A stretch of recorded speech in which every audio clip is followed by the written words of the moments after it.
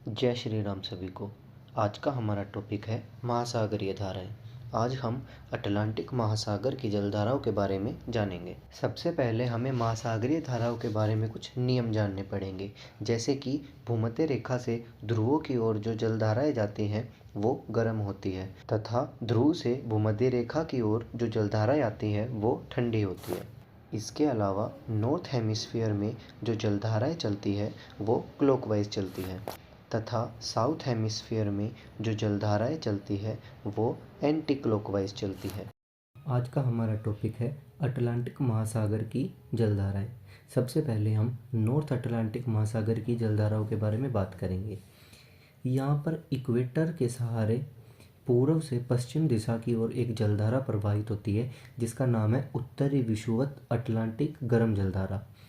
आगे चलकर यह दो शाखा में विभाजित होती है, जिसमें से एक को एंटली जलधारा कहते हैं। इसकी दूसरी शाखा मैक्सिको की खाड़ी से होते हुए फ्लोरिडा के तट के पास से निकलती है। इस कारण इसे फ्लोरिडा की जलधारा कहा जाता है। एंटलीज और फ्लोरिडा की जलधारा मिलकर गल्फ स्ट्रीम का निर्माण करती है। गल्फ स्ट्रीम यूएसए से होकर ऊपर की ओर बढ़ती है।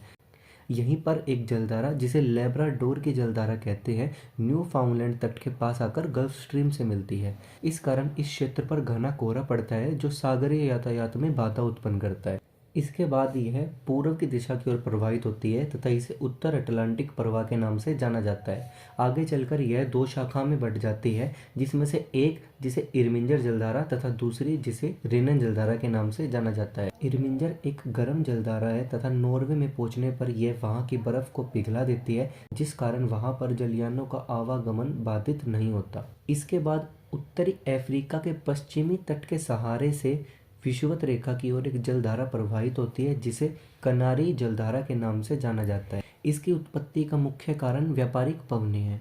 व्यापारिक पवनों के कारण उत्तरी अफ्रीका के पश्चिमी तटों के पास जो जल है वो पश्चिम दिशा की ओर हटा दिया जाता है और यह ठंडी जलधारा का जन्म होता है। ये थी नॉर्थ अटलांटिक महासागर की जलधाराएं। अब हम साउथ अटलांटिक महासागर की जलधाराओं के बारे में बात करेंगे। यहाँ पर इक्वेटर के सहारे पूर्व से पश्चिम दिशा की ओर एक जलधारा प्रवाहित होती है, जिसे दक्षिण विषुवत अटलांटिक गर्म जलधारा के नाम से जाना जाता है। यह जलधारा आगे चलकर ब्राज़ील के तट से टकराकर नीचे की ओर मुड़ जाती है, जिसे ब्राज़ील जलधारा के नाम से जाना जाता है। यह भी एक गर्म जलधारा है। अब यहाँ पर अंटार्कटिक सागर के ठंडे जल के रूप में एक जलधारा प्रवाहित होती है, जिसे फोकलैंड की जलधारा के नाम से जाना जाता है। यह जलधारा साउथ अमेरिका के पूर्वी तट के सहारे ब्राज़ील जलधारा से मिलती है।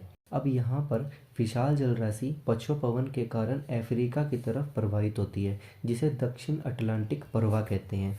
यह ठंडी जलधारा है। यह अफ्रीका से टकराकर ऊपर विषुवत रेखा की ओर मुड़ जाती है, तथा यहाँ पर इसे बेंगुला जलधारा के रूप में जाना जाता है। बेंगुला एक ठंडी जलधारा है जो दक्षिणी अफ्रीका के पश्चिमी तट के सहारे से उत्तर दिशा की ओर प्रवाहित होती है, तथा आगे चलकर यह दक्षिणी विषुवत रेखीय जलधारा में मिल जाती है। जहाँ पर ठंडी व गर्म जलधाराएं मिलती हैं वहाँ पर कोहरा पड़ता है, जिसके कारण जलयानों के आवागमन में परेशानी होती है। जहाँ पर गर्म व ठंडी जलधाराएं मिलती हैं वहाँ पर एक प्लैंकटन नाम के जीव की उत्पत्ति होती है, जो मछलियों का प्रिय भोजन होता है। इसी के कारण वहाँ पर मत्स्य उत्पादन भी बहुत अधिक देखने को मिलता है।